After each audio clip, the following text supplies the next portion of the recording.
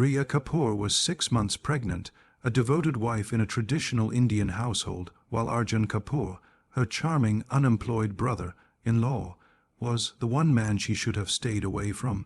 What began as innocent glances turned into a forbidden affair, and before anyone could stop it, her secret love story ended in cold-blooded murder. In a peaceful town in the Indian state of Maharashtra, Riya Kapoor lived what seemed to be an ordinary life. At 28 years old, she had been married to Manish Kapoor for 4 years. Their wedding had been arranged by their families, but over time, Riya had grown to love him. He was a government employee, hardworking, respected in the community, and reliable. Their marriage was traditional in every sense. They lived in a joint family home where every meal was shared, every decision was made collectively, and privacy was rare.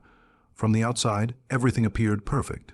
Neighbors praised their unity, friends admired their discipline, relatives pointed to them as an example of how modern couples could still hold onto traditional values. Riya was now 6 months pregnant with her first child. Her days were structured around household duties, doctor's appointments, and prayer routines. Her mother-in-law was deeply involved in her care, making sure she ate on time and followed every ritual meant to ensure a safe pregnancy. Riya often sat in the courtyard during late afternoons, rubbing her growing belly, dreaming about the little life inside her.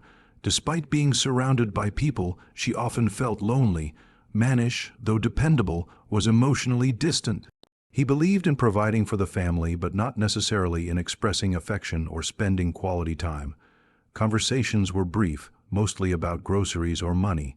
The silence between them had grown over the years, but neither of them spoke about it. In a household where personal emotions were often dismissed as weakness, Riya kept her feelings hidden, convincing herself that this was just how marriages were. Their home was large but crowded. Manish's parents, his younger brother Arjun, and their unmarried sister Pinky all lived under the same roof.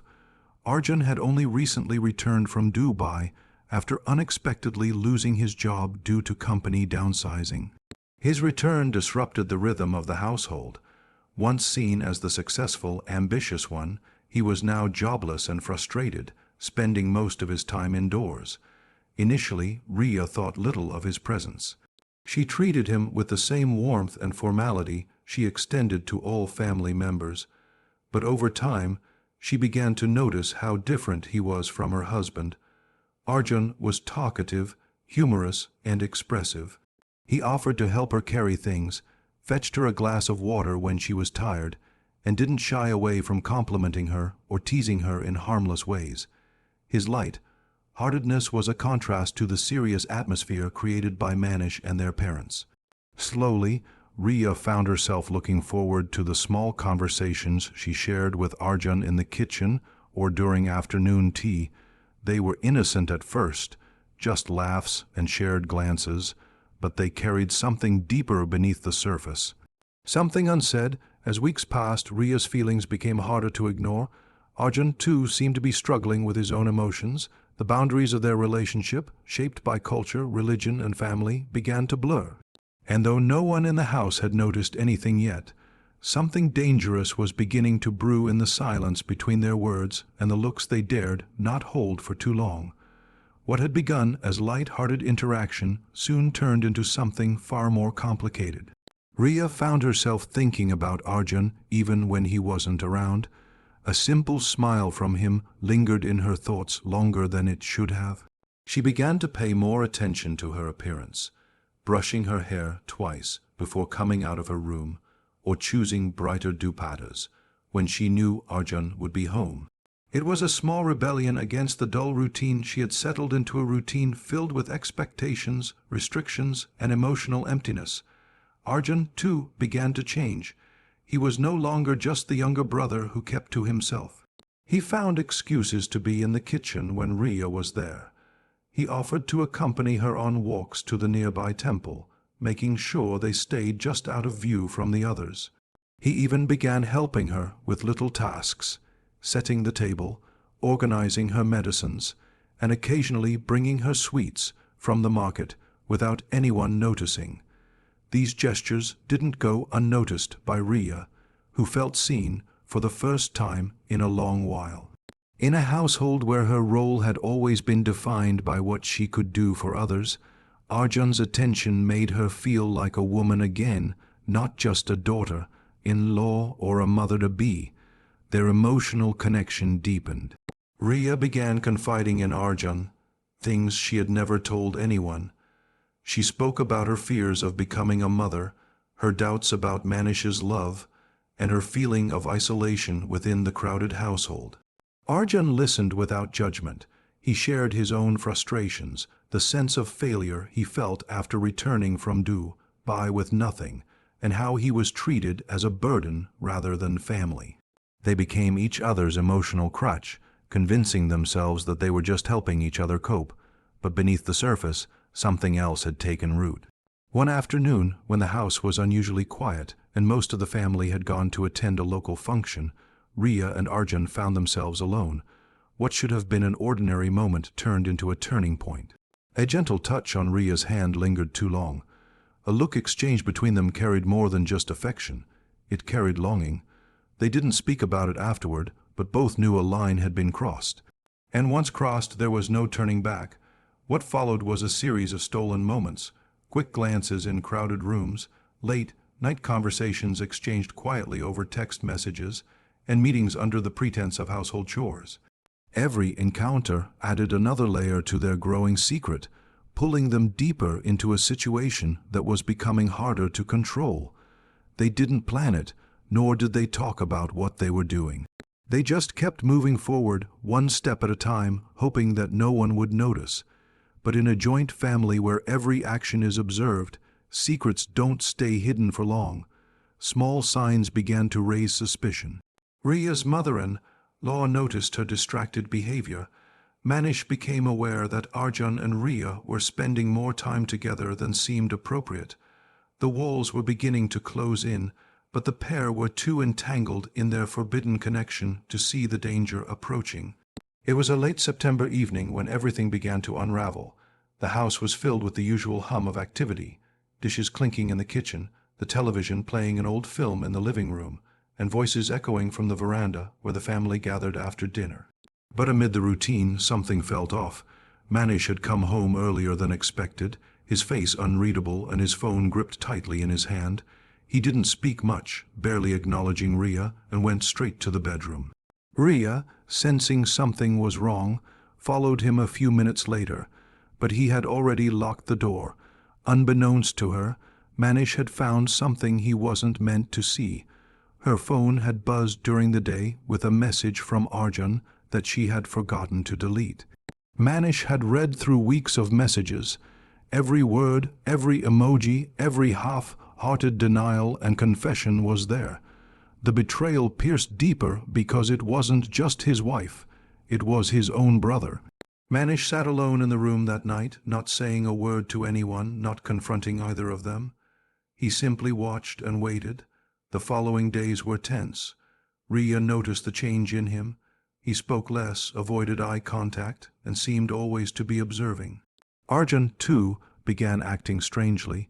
He became more cautious, less available, and hesitant to even be in the same room with Riya. The easy rhythm they had once enjoyed now felt strained, awkward. The joy of their stolen moments was replaced with anxiety and guilt. The atmosphere in the house grew heavier with every passing day. Meanwhile, Manish's mother began voicing her concerns. She had noticed a shift in Riya's behavior. Too quiet at times, too distracted at others. And Arjun, who once moved through the house with confidence, now looked as though he was constantly watching his back. One afternoon, she overheard them speaking in the backyard. Their words were hushed, but the tone was unmistakable. There was tension, fear, and something else, desperation. She didn't hear the entire conversation, but it was enough to confirm her suspicions. That evening, she sat Manish down and told him what she had seen. He listened silently, then nodded once and stood up. He didn't ask any questions. He already knew. Riya sensed it all slipping away but didn't know how to fix it. Arjun urged her to leave with him. He said they could start over in another city, far from the judgment of their families. But Riya hesitated. She was 6 months pregnant. Her child had a future here, a name, a family, a place.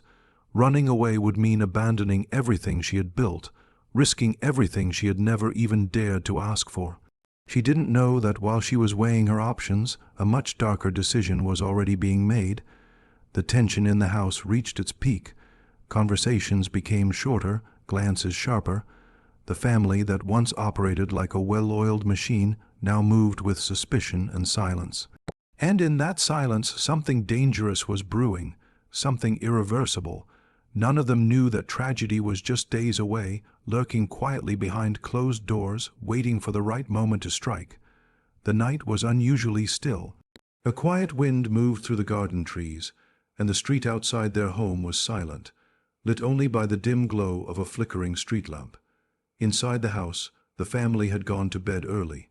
Riya, tired from a restless day, was already lying down when she received a message on her phone.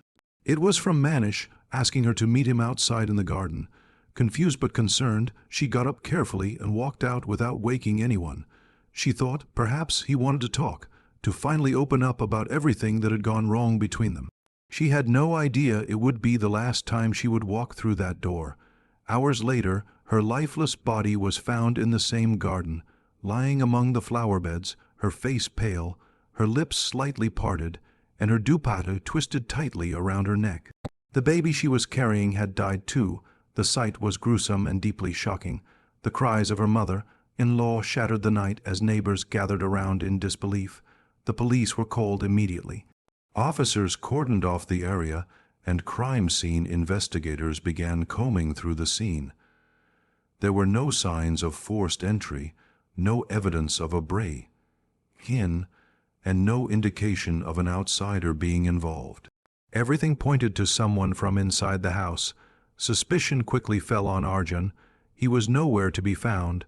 His room was empty, his phone switched off, and no one had seen him since the evening.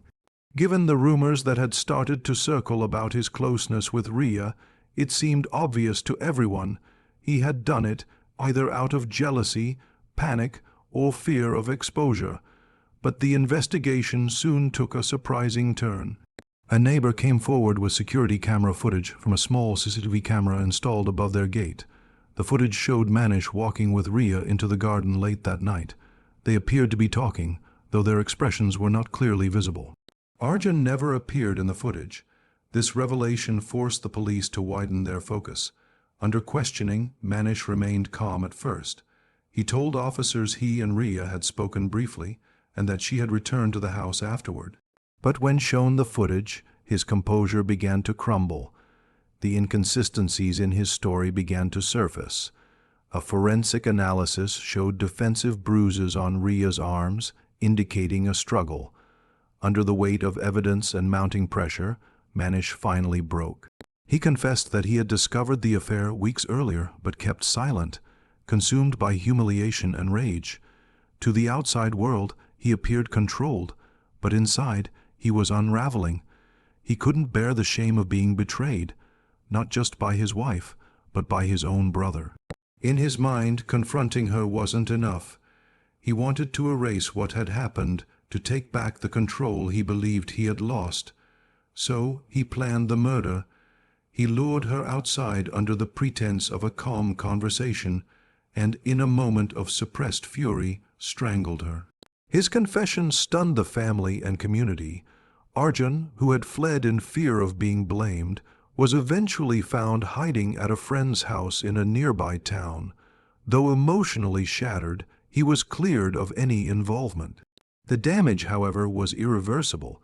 The family was destroyed, a child was never born, and a woman who had once dreamed of love had paid for it with her life.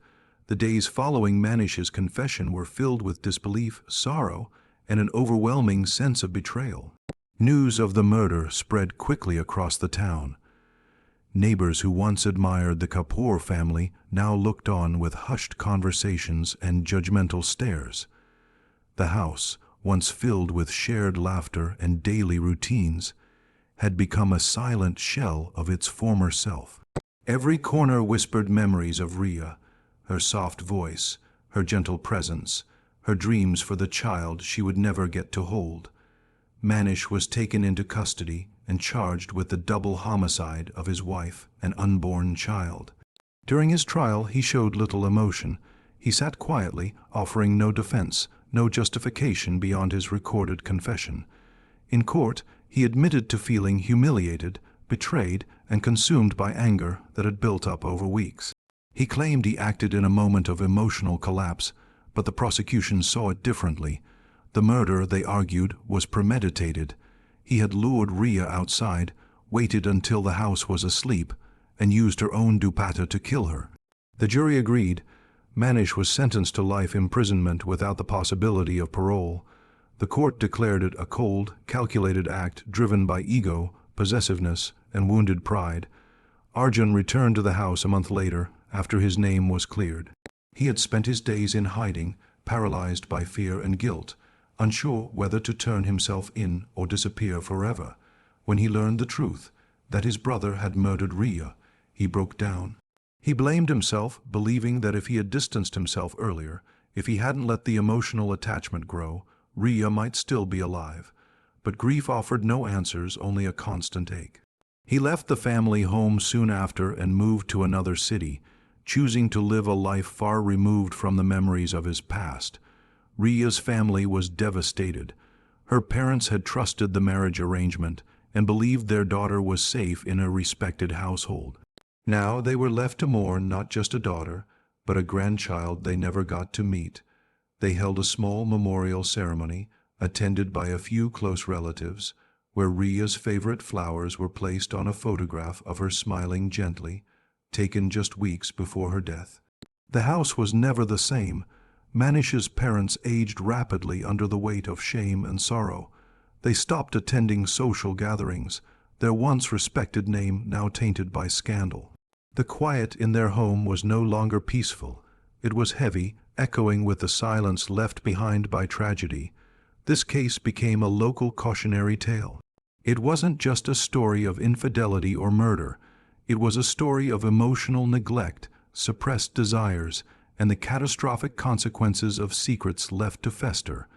Behind every headline, there are lives, choices, and broken people who never imagined things would go so far. Riya's story became a painful reminder that beneath the surface of even the most traditional families, darkness can grow unnoticed until it's too late to stop.